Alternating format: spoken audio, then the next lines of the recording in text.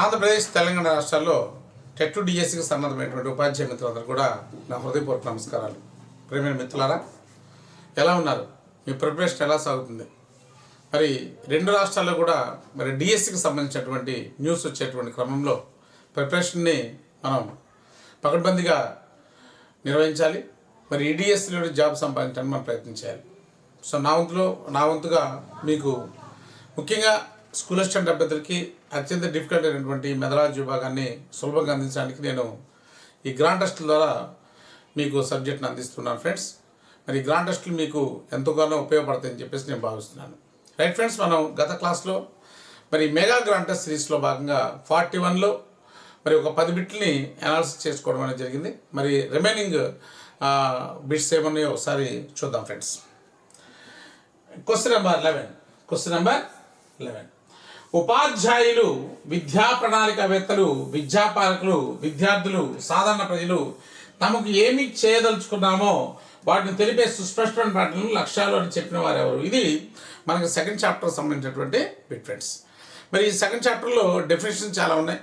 Second chapter చాలా important chapter. దాంట్లో మనం తీసుకుంటే గమ్యాలు, ఉద్దేశాలు, లక్ష్యాలు, విలువలు, విద్యా ప్రమాణాలు, ఓకేనా, అలాగే బ్లూమ్స్ టాక్సానమీ కావచ్చు, అండర్స్టాండ్ ఖాతాల వర్గీకరణ కావచ్చు, విద్యా ప్రమాణాలు కావచ్చు, విలువలు కావచ్చు, ఓకే, అభ్యసన లక్ష్యాలు కావచ్చు, కాన్సెప్ట్ లెర్నింగ్ కావచ్చు, ఇవన్నీ కూడా చాలా ఇంపార్టెంట్ టాపిక్స్ అనమాట. సో దాంట్లో మనకి ముఖ్యంగా ఒక డెఫినేషన్ ఇవ్వడం జరిగిందనమాట లక్ష్యాల గురించి. ఉపాధ్యాయులు, విద్యా ప్రణాళికవేత్తలు, విద్యాపాలకులు, విద్యార్థులు, సాధారణ ప్రజలు తాము ఏం చేయదలుచుకున్నామో వాటిని తెలిపే సుస్పష్టమైన పాటలు లక్ష్యాలని చెప్పింది ఎవరు? ఇక్కడ ఆప్షన్ తీసుకుంటే బ్లూమ్స్ ఉంది, ఆర్నెస్ట్ హాంకీన్స్ ఉంది, అలాగే జాన్ డూయి ఉంది, అలాగే స్టీవెన్సన్ ఇచ్చాడు. వీళ్ళు నలుగురు కూడా మనం చూడండి, ఎప్పుడైనా కూడా మెథడాలజీలో మనకి ఇచ్చేటువంటి ఆప్షన్స్ అన్నీ కూడా మెథడాలజీలో ఉన్నటువంటి అంశాలు ఇస్తారన్నమాట. వేరే అంశాలు ఏముండవు. అంటే ఇచ్చేటువంటి సైంటిస్టులు కావచ్చు, ఎవరైనా కూడా మెథడాలజీకి సంబంధించిన వాళ్ళనే ఇస్తారు. ఇక్కడ ఈ నలుగురు మన మెథడాలజీలో మనకి కనిపిస్తుంటారు.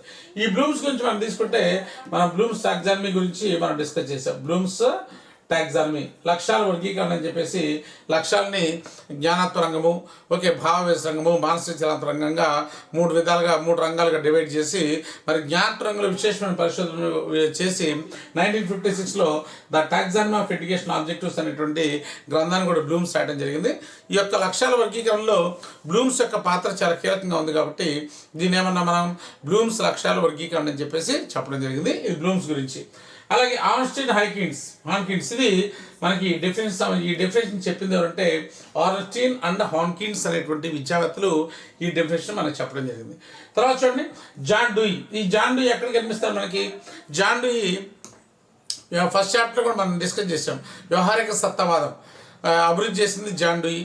అలాగే ప్రాజెక్ట్ పద్ధతికి సంబంధించినటువంటి ప్రాజెక్ట్ పద్ధతిలో ఈ యొక్క వ్యవహారిక సత్తవాదం కూడా ప్రాజెక్ట్ పద్ధతి నుంచి రావడం జరిగింది. ఓకే, అలాగే సమస్యా పరిష్కార పద్ధతి మూల పురుషుడు ఎవరంటే జాన్ డూయి. పాఠశాల చిన్నపాటి సమాజం అని చెప్పింది ఎవరంటే జాన్ డూయి. ఓకేనా, ఈ జాన్ డూయి వ్యవహారిక సత్వాద వికాసం చెందిన తర్వాతే అమెరికా పాఠశాలలో సాంఘిక శాస్త్రం అనేది ప్రధానమైన సబ్జెక్టుగా రావడం అనేది జరిగింది ఈ జాన్ డూయికి సంబంధించి. అలాగే స్టీవెన్సన్ మనకి ఎక్కడ వస్తాడు? లెసన్ ప్లాన్ ఒక డెఫినేషన్ ఉంటుంది అనమాట. ఉపాధ్యాయుడు పాఠ్యపథకాన్ని తయారు చేసుకుంటాడు, కానీ దానికి బానిస కాడు. పాఠ్యపథక రచనలు అతను ఉపయోగించుకున్న సమయమే నిజంగా అతను సద్వినియోగం చేసుకున్న సమయం అంటూ అతిశయోక్తి లేదని చెప్పేసి ఒక డెఫినేషన్ని స్టీవెన్సన్ చెప్పడం జరుగుతుంది. ఓకేనా, సో మనకి ఇచ్చినటువంటి వాటిలో ఆన్సర్ ఏంటంటే ఆర్నెస్ట్ హాంకిన్స్ అనేటువంటి వాళ్ళు. Right friends, answer 2. Next 12th bit చూద్దాం. ఇలాంటి బిట్స్ ప్రతి ఎగ్జామినేషన్లో కూడా చూడండి. మనం తెలంగాణ డిఎస్సి పేపర్లో కూడా మనం ఒకసారి పరిశీలన చేసుకుంటే ఈ ఉద్దేశాలు, లక్ష్యాలు, వాటి మధ్య ఉన్నటువంటి భేదాలు, వాటి యొక్క లక్షణాలకు సంబంధించి ప్రతిసారి కూడా ఎగ్జామినేషన్లో మన బిట్స్ అనేవి అడుగుతున్నాడు. చాలా జాగ్రత్తగా గమనించాలి. ఎందుకంటే ఇది కాన్సెప్ట్ అంతా కూడా మనకి అర్థమైతేనే మనం ఇలాంటి బిట్స్ మనం పెట్టడానికి అవకాశం అనేది ఉంటుంది అన్నమాట. చూడండి, ఈ క్రింది వాటిలో ఆశయాల విషయంలో సత్యమైనవి. మరి ఆశయాలు అంటే మనం సెకండ్ చాప్టర్లో నేర్చుకున్నాం. వాటిని ఆశయాలు అంటారు, ఉద్దేశాలు అంటారు, అలాగే విద్యా లక్ష్యాలు అని కూడా చెప్తారు. వాటిని విద్యా లక్ష్యాలు అని చెప్పేసి అంటారు. అలాగే సాధారణ ఆశయాలు అని చెప్పేసి అంటారు. అలాగే సాధారణ ఉద్దేశాలు అని చెప్పేసి కూడా వీటిని పిలుస్తుంటారు. అలాగే వీటిని ఎయిమ్స్ అని కూడా అంటారు. ఇవన్నీ కూడా మరి ఉద్దేశాలకు ఉన్నటువంటి ఇతర పేర్లు అనమాట ఇవన్నీ కూడా. చూడండి, ఆశయాలన్నా, ఉద్దేశాలన్నా, విద్యా లక్ష్యాలన్నా, సాధారణ ఆశయాలన్నా, సాధారణ ఉద్దేశాలన్నా, సాధారణ లక్ష్యాలన్నా, ఎయిమ్స్ అన్న, ఇవన్నీ కూడా ఉద్దేశాలకు సంబంధించినవి.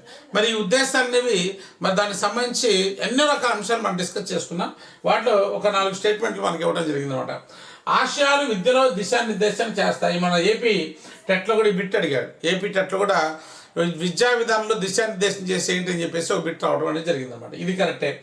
ఆశయాలు సాధారణమైనవి, దీర్ఘకాలం. ఎస్, మరి ఆశయాలు మనం సాధించాలంటే మరి దీర్ఘకాలికంగా మనం సాధించడం జరుగుతుంది. ఆశయాలు సాధారణమైనవి, సాధారణ ప్రకటనలాగా ఉంటాయి. ఆశయాలు ఎలా ఉంటాయంటే సాధారణ ప్రకటనలాగా ఉంటాయి అనమాట. సాధారణ ప్రకటనలాగా ఉంటాయి. ఓకే, అలాగే మరి ఈ ఆశయాలు ఎలా రూపొందుతాయి అనే విషయాలు మనం డిస్కస్ చేసుకుంటే, మన సమాజంలో ఉన్నటువంటి విలువలు ఏదైతే ఉన్నాయో ఈ విలువల్ని ఆశయాలుగా కన్వర్ట్ చేయడం జరుగుతుంది అనమాట. ఒక అమూర్తంగా ఉన్న విలువను మూర్త స్థాయిలోకి రాస్తే అది ఆశయం లేక ఉద్దేశం అవుతుంది అనమాట. అమూర్త స్థాయిలో ఉన్న విలువను మూర్త స్థాయిలోకి రాస్తే అది విలువ లేక ఉద్దేశం లేక ఆశయం అవుతుంది. ఫర్ ఎగ్జాంపుల్, దేశభక్తి అని ఉంది. దేశభక్తి, విద్యార్థులలో దేశభక్తిని పెంపొందించడం, ఇది ఒక స్టేట్మెంట్ అనమాట. విద్యార్థులలో దేశభక్తిని పెంపొందించడం అనే స్టేట్మెంట్ రాశాం. ఇప్పుడు దేశభక్తి అమూర్తంగా ఉన్నటువంటి దాన్ని నేను ఒక మూర్త స్థాయిలోకి తీసుకొని వచ్చాను. ఈ విధంగా అమూర్త స్థాయిలో ఉన్నదాన్ని మూర్త స్థాయిలోకి తెస్తే దాన్ని మనం ఆశయం అని చెప్పేసి అంటాం. ఇవి సాధారణమైనవి, సాధారణ ప్రకటనలాగా ఉంటాయి. ఓకే, దీర్ఘకాలికమైనటువంటి ప్రయాణంలో మనం సాధించడానికి అవకాశంగా ఉంటాయి. ఆశయాలు ఉపాధ్యాయునికి అంతగా ఉపయోగపడు. ఎస్, మరి ఉపాధ్యాయునికి ఉపయోగపడే ఏంటి?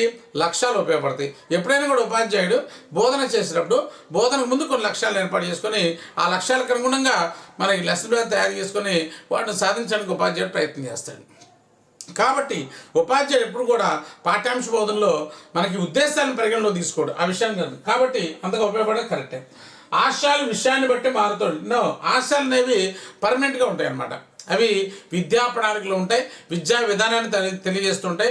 విద్యా విధానంలో మార్గదర్శక సూత్రాలుగా ఈ ఆశయాలు అనేవి ఉంటాయి. సో కాబట్టి ఇవి మారతాయి అనేది తప్పనమాట. లక్ష్యాలు మారతాయి, లక్ష్యాలు ఉపాధ్యాయులకు ఉపయోగపడతాయి. ఓకేనా? సో కాబట్టి ఇక్కడ ఇచ్చినటువంటి స్టేట్మెంట్స్ అన్నీ కూడా కరెక్ట్గానే ఉన్నాయి. కాబట్టి ABCD is the correct answer అని చెప్పేసి మనం చెప్పుకోవచ్చు అనమాట. రైట్, 13th బిట్ చూద్దాం ఫ్రెండ్స్. 13th బిట్ కూడా లక్ష్యాల విషయంలో ఇచ్చాడనమాట. ఇందాకేమో ఉద్దేశాల విషయంలో ఇచ్చాడు. అంటే ఈ మోడల్లో మనకి ప్రతి ఎగ్జామినేషన్లో బిట్స్ అడుగుతున్నాడు అనమాట. ఇదే మోడల్లో బిట్స్ అడుగుతున్నాడు. సో చూడండి, ఈ కింది వాటిలో లక్ష్యాల విషయంలో వాస్తవమైన అంశాలు ఏంటి అంటే ఎగ్జామినేషన్ ప్యాటర్న్ అంతా కూడా ఏంటంటే ఇలాగ కొన్ని స్టేట్మెంట్స్ ఇచ్చేసి దాంట్లో ఏది సత్యంగా ఉంది, ఏది అసత్యంగా ఉంది అని చెప్పేసి జనరల్గా అడుగుతున్నాడు. ఇవన్నీ కూడా మనకు తెలియాలంటే మన సబ్జెక్ట్ మీద మంచి అవగాహన, మంచి కమాండ్ అనేది మనం తెచ్చుకున్నట్టయితే మెథడాలజీలో ఏపీ వాళ్ళైతే 20కి 20 సంపాదించడం పెద్ద కష్టం కాదు ఫ్రెండ్స్. మీరు హార్ట్ఫుల్గా వర్క్ చేస్తే మెథడాలజీని అర్థం చేసుకుంటే 20 పెద్ద కష్టం కాదు. తెలంగాణ వాళ్ళైతే 16 పెద్ద కష్టం కాదు. ఎవరైతే మెథడాలజీలో మంచి స్కోర్ చేస్తారో వాళ్ళు టాప్ ర్యాంక్లో ఉంటారు. డిఎస్సిలో ఉద్యోగం రావడం కాదండి, టాప్ ర్యాంక్లో ఉంటారు. టాప్ ర్యాంక్లో ఉండడానికి మన మెథడాలజీ మనల్ని ఆ విధంగా ముందుకు తీసుకెళ్ళడానికి మెథడాలజీ తోడ్పడుతుంది అనమాట. కాబట్టి మెథడాలజీ మనం అసెస్ చేయకూడదు. ప్రతి విషయాన్ని మనం తెలుసుకోవాలి, నేర్చుకోవాలి, అర్థం చేసుకోవాలి. రైట్, చూడండి, లక్ష్యాలు తాత్కాలిక విలువలు కలిగి ఉంటాయి. ఇది కరెక్టే.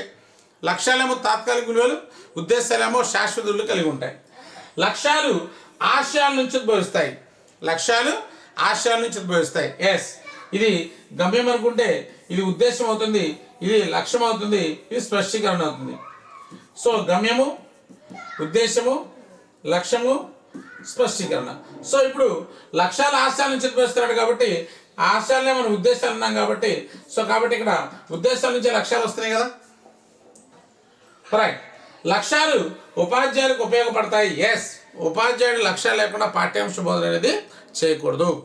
లక్ష్యం లేని బోధన చుక్కాని లేని నావ లాంటిదని చెప్పేసి చెప్తూ ఉంటారు అనమాట. సో లక్ష్యాల సాధన ఆశయాల సాధనకు తోడ్పడతాయి. ఎప్పుడైతే మనం లక్ష్యాలు సాధిస్తామో లక్ష్యాల సాధన ఆశయాల సాధనకు తోడ్పడుతుంది. ఆశయాల సాధన గమ్యాన్ని సాధించడానికి ఉపయోగపడుతుంది అనమాట. కాబట్టి ఇచ్చినటువంటి స్టేట్మెంట్స్ మనం ఒకసారి తీసుకున్నట్టయితే అన్ని స్టేట్మెంట్స్ ఏబిసిడి అన్నీ కూడా కరెక్ట్గా ఉన్నాయి. అన్నీ కూడా కరెక్ట్గా లక్ష్యాలకు సంబంధించి అన్నీ కూడా కరెక్ట్ అని చెప్పేసి ఆన్సర్ 2 అని చెప్పేసి మనం చెప్పుకోవచ్చు ఫ్రెండ్స్. తర్వాత మనకి 14 బిట్ చూడండి. విద్యార్థులలో పౌరసత్వ విలువను పెంపొందించి, ఇందాక నేను చెప్పాను ఒక విలువని అమూర్త స్థాయిలో ఉన్న విలువని ఒక మూర్త స్థాయిలోకి రాస్తే అది ఉద్దేశం అవుతుంది అని చెప్పేసి అన్నాం. ఉద్దేశాలు ఎలా ఉంటాయి? ఒక స్టేట్మెంట్ రూపంలో ఉంటాయి. విద్యార్థులలో నిజాయితీని పెంపొందించడం, విద్యార్థుల్లో జాతీయ భావన అభివృద్ధి చేయడం, విద్యార్థుల్లో పర్యావరణం పట్ల స్పృహను పెంపొందించడం, విద్యార్థుల్లో విరామకాల సద్వినియోగం పెంపొందించే విధంగా చేయడం, విద్యార్థుల్లో అంతర్జాతీయ అవగాహనని పెంపొందించడం, విద్యార్థుల్లో పౌరసత్వ భావన పెంపొందించడం, విద్యార్థుల్లో సామాజిక రాజకీయ ఆర్థిక విలువల్ని అభివృద్ధి చేయడం, విద్యార్థుల్లో పరిసరాల పట్ల పరిచయాన్ని పెంపొందించడం, ఇవన్నీ కూడా దిస్ ఆర్ ద వాల్యూస్ అనమాట. ద ఎయిమ్స్ అనమాట.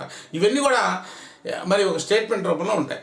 ఎప్పుడైనా కూడా ఇలాగా విద్యార్థుల్లో పెంపొందించాలి అన్నామంటే అది ఏమవుతుంది? అది ఉద్దేశం అవుతుంది. అది ఉద్దేశం అవుతుంది అనమాట. సో గమ్యమా, ఉద్దేశమా, లక్ష్యమా, విలువనా? సో అది ఉద్దేశం అవుతుంది.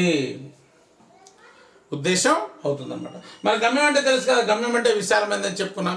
సాధించడానికి చాలా కష్టంగా ఉంటుందని చెప్పేసి చెప్పుకోవడం అనేది జరిగింది. అలాగే లక్ష్యం అంటే ఉపాధ్యాయుడు బోధనలో ఉపయోగించుకునేది. విలువ అంటే దీనికి కొన్ని లక్ష్యాలు ఉంటాయి. అమూర్తమైనది, అంతర్లీనమైనది, నమ్యతా గుణం కలిగినవి, ఆపాదించబడేవి, సాపేక్షమైనవి అని చెప్పేసి కొన్ని లక్ష్యాలు ఉంటాయి. ఓకే. అలాగే ఆల్బర్ట్ ఐన్స్టీన్ చెప్తాడు ఏమంటాడంటే ఓటమి ఎదిగిన వ్యక్తి కన్నా విలువలకు ప్రాధాన్యత ఇచ్చే వ్యక్తి ఏమన్నా అని చెప్పేసి ఆల్బర్ట్ ఐన్స్టీన్ కూడా చెప్పడం జరిగింది అనమాట. సో ఇవన్నీ కూడా మనం లెసన్లో డిస్కస్ చేసుకోవడం జరిగింది. సో ఆన్సర్ ఉద్దేశం. సాంఘిక శాస్త్ర ముఖ్య ఉద్దేశాల్లో అత్యంత ప్రముఖమైన ఉద్దేశం ఏంటి? చాలా ఇంపార్టెంట్ బిట్ అనమాట. సాంఘిక శాస్త్ర ఉద్దేశాలు చాలా ఉన్నాయి. సాంఘిక శాస్త్ర ఉద్దేశాలు మన టెక్స్ట్ బుక్ తీసుకుంటే దాదాపుగా ఒక 15-20 దాకా సాంఘిక శాస్త్ర బోధన ఉద్దేశాలు ఉన్నాయి. ప్రైమరీ మన డిఎడ్ బుక్ కానీ అలాగే బిఎడ్ బుక్ కానీ తీసుకుంటే మనకి 15-20 దాకా మనకి ఉన్నాయి. 15-20 దాకా ఉన్నాయి. వాటిల్లో అత్యంత ముఖ్యమైనటువంటి ఉద్దేశం ఏంటని చెప్పేసి ఇక్కడ అడుగుతున్నాడు. నాది అనే భావన కలుగు చేయడమా, అంతర్జాతీయ అవగాహన పెంపొందించడమా, పౌరసత్వాన్ని పెంపొందించడమా, నాయకత్వ లక్షణాన్ని పెంపొందించడం. వీటిలో ఏది అత్యంత ముఖ్యమైనది ఏంటంటే అంతర్జాతీయ అవగాహన పెంపొందించడం. ఎందుకంటే సాంఘిక శాస్త్రం అనేది దానికి ప్రయోగశాల సమాజం కాబట్టి సమాజం అంటే ఈ ప్రపంచం అంతా కూడా సాంఘిక శాస్త్రానికి సంబంధించింది. కాబట్టి సాంఘిక శాస్త్రం చదివేటువంటి విద్యార్థి ప్రపంచ నలుమూలల గురించి తెలుసుకోవాలి. అంతర్జాతీయ అవగాహన అనేది పిల్లవాడికి చాలా ఇంపార్టెంట్. ఇది అన్ని ఉద్దేశాల్లో అందుకే కొఠారి కమిషన్ కూడా చెప్తాను అనమాట. సాంఘిక శాస్త్ర జ్ఞాన సముపార్జన పిల్లవాడి కుటుంబం నుంచి ప్రారంభమై విశ్వజనీన అంశాల వైపు ముందుకి వెళ్ళాలని చెప్పేసి కొఠారి కమిషన్ కూడా చెప్పడం అనేది జరిగింది. సో కాబట్టి ఈ క్రమంలో తీసుకున్నట్టే అంతర్జాతీయ అవగాహన పెంపొందించడం అనేది ముఖ్యమైన ఉద్దేశంగా మనం చెప్పవచ్చు. అలాగే పిల్లల్లో నాది అనే భావన పెంపొందించడం, పిల్లల్లో పౌరసత్వ భావన ఇవన్నీ కూడా మిగతా ఉద్దేశాల్లో భాగంగా ఉంటాయి అన్నమాట. సో ఆన్సర్ ఏంటంటే 2 అని చెప్పేసి మనం చెప్పుకోవచ్చు. 16 చూద్దాం. ఇది కరికులం సంబంధించింది. కరికులం చాలా ఇంపార్టెంట్ చాప్టర్ అనమాట. కరికులంలో మనం తీసుకుంటే మొత్తం అన్ని బుక్స్ కలుపుకుంటే మనకి దాదాపుగా ఒక 100 పేజీల మ్యాటర్ ఉంటుంది. కరికులంలో చాలా ఇంపార్టెంట్, ఎక్కువ బిట్స్ మనకి రావడానికి అవకాశం ఉంటుంది చాప్టర్ ఏంటంటే కరికులం అనమాట. Curriculum right. సరే చూడండి, కరికులంలో బిట్స్ చూద్దాం. ఈ కింది వాటిలో విద్యా ప్రణాళిక విషయంలో వాస్తవమైన అంశాలు ఏంటి? విద్యా ప్రణాళిక విషయంలో వాస్తవమైన అంశాలు. విద్యా ప్రణాళిక అనేది విద్యార్థి పొందే అభ్యసన అనుభవాల సముదాయం. విద్యా ప్రణాళిక విద్యార్థులకు ఉపాధ్యాయులకు కావాల్సిన మార్గదర్శకత్వాన్ని అందిస్తుంది. విద్యా ప్రణాళిక దేశ ఆశయాలు సామాజిక వ్యక్తిగత అభివృద్ధికి తోడ్పడుతుంది. విద్యార్థులు ఎప్పుడు ఎలా ఏ పద్ధతిలో నేర్చుకోవాలని విద్యా ప్రణాళిక నిర్దేశిస్తుంది. Yes, what are the statements given here? All statements are correct. విద్యా ప్రణాళిక అనేది ఒక దేశం యొక్క విద్యా విధానాన్ని ప్రభావితం చేసేటువంటి విద్యా ప్రణాళిక. విద్యా ప్రణాళిక ఆధారంగానే మనం సిలబస్ తయారు చేసుకుంటాం. విద్యా ప్రణాళిక ఆధారంగానే బోధనా విధానాలు ఉంటాయి. విద్యా ప్రణాళికని ఆధారంగా చేసుకునే మరి పిల్లలకి ఏమి నేర్పాలనేది మనకి దిశానిర్దేశం ఉంటుంది అన్నమాట. కాబట్టి ఇక్కడ ఇచ్చినటువంటి స్టేట్మెంట్స్ అన్నీ కూడా విద్యా ప్రణాళిక విషయంలో కరెక్ట్. ఇది విద్యా ప్రణాళిక అయితే ఇది విషయపడి ఇది curriculum and syllabus. Curriculum and syllabus. Syllabus తయారు చేసేదేమో రాష్ట్ర స్థాయిలో SCERT వాళ్ళు తయారు చేస్తారు. కరికులం అనే దాన్ని జాతీయ స్థాయిలో NCERT వాళ్ళు తయారు చేస్తారు. ఇప్పుడు మనకి NEP 2020 అనేది ప్రజెంట్ అమల్లో ఉందన్నమాట. ప్రజెంట్ NEP 2020 అమల్లో ఉంది. ఈ విధంగా కరికులం అనేది ప్రతి 10 సంవత్సరాలకు ఒకసారి చేంజ్ అవుతూ ఉంటుందన్నమాట. తర్వాత చూడండి, ఆన్సర్ అన్నీ కరెక్టే. ఈ కింది వాటిలో విద్యా ప్రణాళిక నిర్మాణంలో లేని సూత్రం. మరి విద్యా ప్రణాళిక నిర్మించేటప్పుడు కొన్ని ప్రిన్సిపల్స్ ఉన్నాయన్నమాట. దాదాపుగా మన టెక్స్ట్ బుక్లో 14 రకాల ప్రిన్సిపల్స్ అనేవి ఉన్నాయన్నమాట. వీటిలో తరచుగా అడుగుతున్నాడు ఎగ్జామినేషన్. మన తెలంగాణ డిఎస్లో కూడా బిట్ అడిగాడు అనమాట. ఈ కింది వాటిలో ఏ సూత్రం విద్యా ప్రణాళిక నిర్మాణంలో దోహదం కాదు, ఈ కింది వాటిలో విద్యా ప్రణాళికకు సంబంధించిన సూత్రం కానిది ఏది? ఓకే, ఇలా అడుగుతున్నాడు అనమాట. సో విరామకాల సద్వినియోగ సూత్రమా, ఓకే, శిష్య కేంద్రీకృత సూత్రమా, పరిణామక్రమ ఆధారిత సూత్రమా, అసమతుల్యత సూత్రం. ఇక్కడ చూడండి, అసమతుల్యత సూత్రం అనేది లేదు. సమతుల్యత ఉంది కానీ అసమతుల్యత సూత్రం అనేది లేదనమాట. విద్యా ప్రణాళిక అనేది ఒక దేశం యొక్క దిశానిర్దేశాన్ని తెలియజేస్తుంది కాబట్టి, ఒక దేశం యొక్క అభివృద్ధిని కాంక్షిస్తుంది కాబట్టి విద్యా ప్రణాళిక తయారు చేసేటువంటి విద్యావేత్తలు కొన్ని ప్రిన్సిపల్స్ని ఏర్పాటు చేసుకోవాలన్నమాట. శిష్య కేంద్రీకృత సూత్రం, అలాగే సృజనాత్మకత సూత్రం, అలాగే కృత్య కేంద్ర సూత్రం, సమాజ కేంద్ర సూత్రం, సఫల జీవిత సూత్రం, విరామకాల సద్వినియోగ సూత్రం, సమతుల్యత సూత్రం, సరళతా సూత్రం, ఓకే, పరిణామ నిశ్చిత సూత్రం, యావజ్జీవిత వ్యాసంగాల సూత్రం, ఇలాగ ఎన్నో రకాల సూత్రాలు మనకి 14 రకాల సూత్రాలు అనేవి మనకి దీంట్లో ఉండడం జరిగింది. దీంట్లో లేని ఏంటంటే అసమతుల్యత సూత్రం. 18 చూడండి, ఈ కింది వాటిని జతపరచండి. ఈ మోడల్ అడుగుతున్నాడు, ఈ కింది వాటిని జతపరచండి. ఇది కూడా కరికులంలో భాగమే. ఒక పక్క 1968, 76, 86, 88, 2005 అడిగాడు, ఇచ్చాడు. ఒక పక్క ఏమో మొదటి జాతీయ విద్యా విధానం, 42వ రాజ్యాంగ సవరణ, 10 మౌలిక అంశాలు, జాతీయ విద్యా ప్రణాళిక చిత్రం రూపొందించడం, ఓకే, ఎన్సెప్ట్ అనేది ఇచ్చాడు. ఓకే, ఇప్పుడు మనం తీసుకుంటే 1968 అనేది మనం తీసుకుంటే మొట్టమొదటి జాతీయ విద్యా విధానం అనమాట. మొట్టమొదటిసారిగా మనకి జాతీయ విద్యా విధానం 1968లో మొదటి జాతీయ విద్యా విధానం వచ్చింది. ఓకే, తర్వాత 1986లో 88లో రెండవ జాతీయ విద్యా విధానం వచ్చింది. తర్వాత 2000లో మూడవ జాతీయ విద్యా విధానం వచ్చింది. 2005లో నాలుగవ జాతీయ విద్యా విధానం వచ్చింది. 2020లో ఇప్పుడు వచ్చినటువంటి జాతీయ విద్యా విధానం ఏంటంటే ఇది 2020 ఐదవ జాతీయ విద్యా విధానం, 5వ జాతీయ విద్యా విధానం. ఓకే, అలాగే మన కరికులం తీసుకుంటే 1975లో మొదటి కరికులం వచ్చింది, 1988లో రెండో కరికులం వచ్చింది.